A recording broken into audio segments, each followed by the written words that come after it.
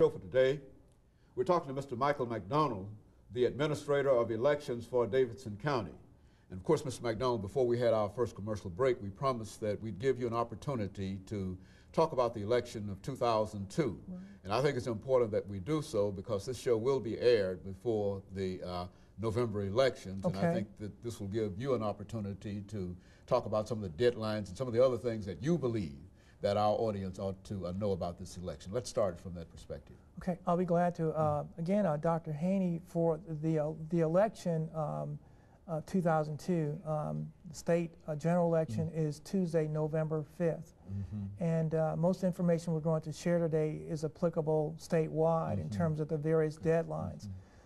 In terms of voter registration, the deadline for registering to vote in person for the November 5th election is October 5th.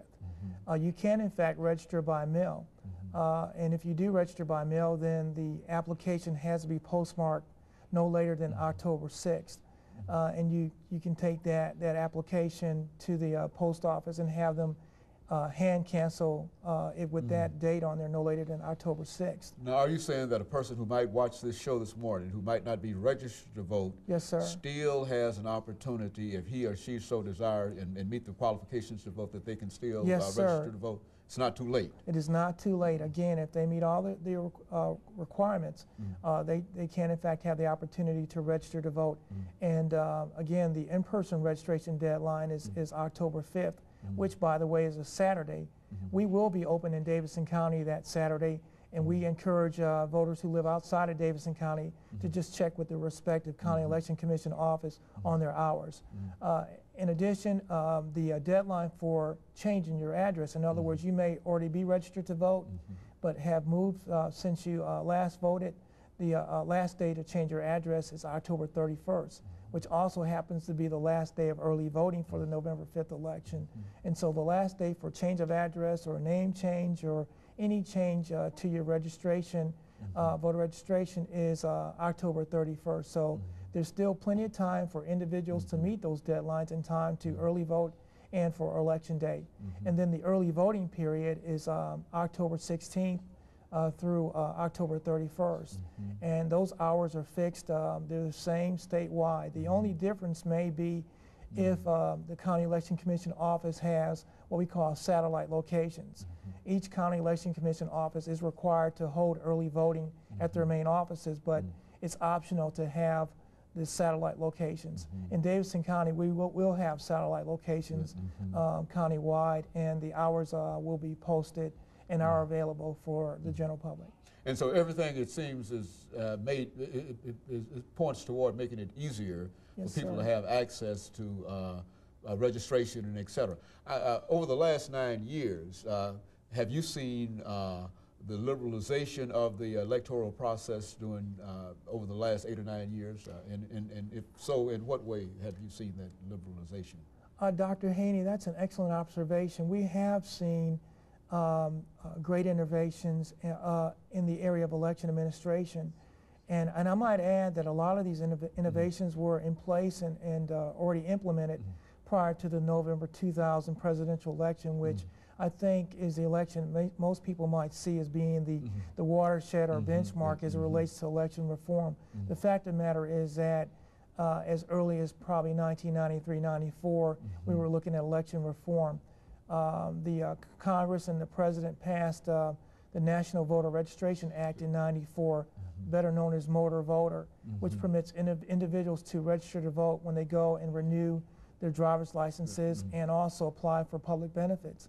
And so on the heels of that legislation, we have in fact seen increases in the number of people who actually register to vote because of those conveniences. Now, what I think we have to work on in the area of election administration is not just the issue of convenience in terms of registration, but also trying to marriage and make sure that the process itself in terms of actual voting is as user-friendly as a registration process. And so there have been some changes in terms of access, and more people do have an opportunity to vote. Now, this election of 2002, what about this election? Now, What are some of the offices that are being sought and some of the offices throughout the state? Let's look at it from that perspective. Well, as you know, Dr. Haney, the state election in November has nationwide and international ramifications and impact because of the U.S. Senate race and congressional changes in terms of the congressional balance in the Congress. So this is a very important election for Tennesseans and for the nation.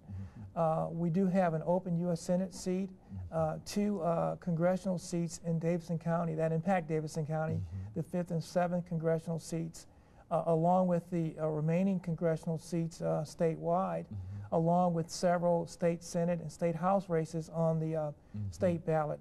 In addition, in Davidson County, we will be holding a special election to fill the unexpired council member at large seat for new Vice Mayor Howard Gentry. There was a vacancy that was created there for a council member at large.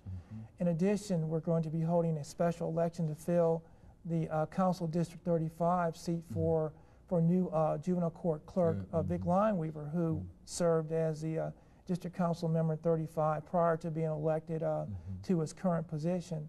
We also will be holding elections for the city of Belmead and also for the city of Forest Hills and Ridgetop in conjunction or on election day in Davidson County along with the state general election. So it's a very comprehensive, very extensive ballot in Davidson County. And of course the ballot is going to be uniform statewide for the U.S. Senate and the governor's races, but will vary as it relates to the congressional, state House and state Senate and local races. Now when you say that the ballot will be uniform, what are you saying? What we're saying is that of course everyone in Tennessee that's an eligible registered voter will see the gubernatorial and U.S. Senate races on their ballot. But as it relates to the congressional and state House and state Senate and local offices, that's going to vary and depend upon what districts the respective county election commission is located in. Now, what about volunteers and that kind of support? Do you feel that you're going to have that kind of support this time around? We've been very fortunate, again, on the eve of the August 1st election, which presented several major challenges to us.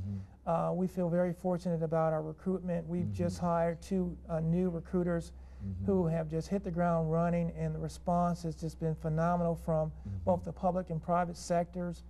Several businesses have agreed to make their employees available on election day, along with our regular staffing. Very good. And of course, Mr. McDonald, let us take this second commercial break, after which time we'll come back and we'll have this final segment. Okay. Let me encourage our audience to stay tuned after this commercial break.